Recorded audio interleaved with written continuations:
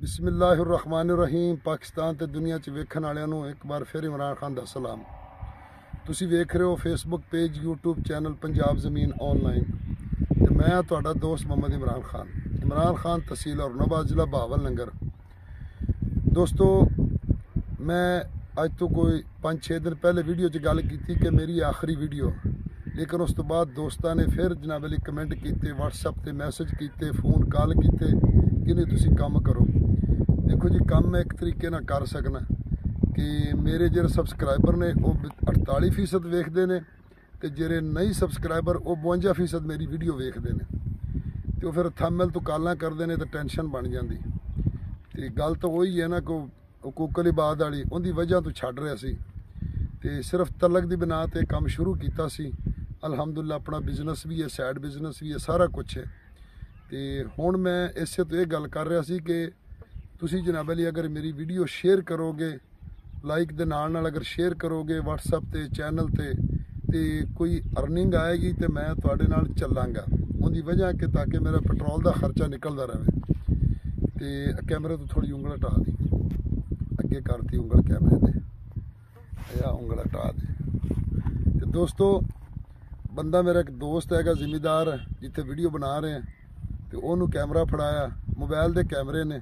तुसी अगर मेरी वीडियो उस्ताद जी दोस्तों शेयर करोगे व्हाट्सएप ते चैनल ते फेसबुक ते कोई साड़ी वीडियो वायरल होंदी, कोई सानू अर्निंग आती, तो फिर असीं तुहाडे नाल चलदे रहांगे इंशाअल्लाह। तो दोस्तों, मैं तुहाडी खिदमत में हाज़र हाँ। 20 एकड़ यानी 20 किले गैर आबाद मुकम्मल आबाद। दोस्तों, लोकेशन तहसील फोटाबाज जिला बहावल नगर। तो फोटाबाज तो डारा वाला रोड अगे आंदा एक शहर छोटा जहा मंडी लतीफाबाद, जिंदे गला मंडी भी है, हर चीज़ है। तो दोस्तों, उनके तो अगो कारपेट रोड निकलता, तो ठीक 6 किलोमीटर ते अगे जाके कारपेट रोड के नाल अगले पासे रकबा पैंदा 2-3 मरबे छड़ के। तो ये रकबा उत्थे मौजूद है दोस्तों, मुकम्मल गैर आबाद है। तो दोस्तों, यह जेह्ड़े 20 एकड़ इन नाल 20 एकड़ होर ने, वो भी इस लोकेशन दे विच सेम टू सेम रकबा है। तो दोस्तों, तहसील फोटाबाज जिला बहावल नगर यानी फोटाबाज तो डारा वाला रोड, मंडी लतीफाबाद। ज़्यादातर दोस्त कॉल करते हैं थंबनेल देख के जी, फिर मेरे वास्ते भी टेंशन बढ़ती। दोस्तों, बिल्कुल छोटी वीडियो बना रहे हैं, तो लोगों की वीडियो बहुत लंबियां होंदी ने, अपनी वीडियो 2-3 मिनट की होंदी, हुण तो बिल्कुल बहुत ही छोटी बना रहे हैं। तो अगर तुसी वीडियो लाइक करोगे, शेयर करोगे व्हाट्सएप ते फेसबुक ते चैनल ते इंस्टाग्राम ते, तो फिर इंशाल्लाह अगर सानू कोई यूट्यूब दे कोई अर्निंग आई तो फिर असी चलते रहेंगे, नहीं तो फिर आखांगे अल्लाह हाफिज़, तो असी आपका काम अगला करने अपना जो पुराना कारोबार है। दोस्तों, डिमांड की अगर इनकी गल की जाए तो इनकी डिमांड है सिर्फ 2 लाख रुपया।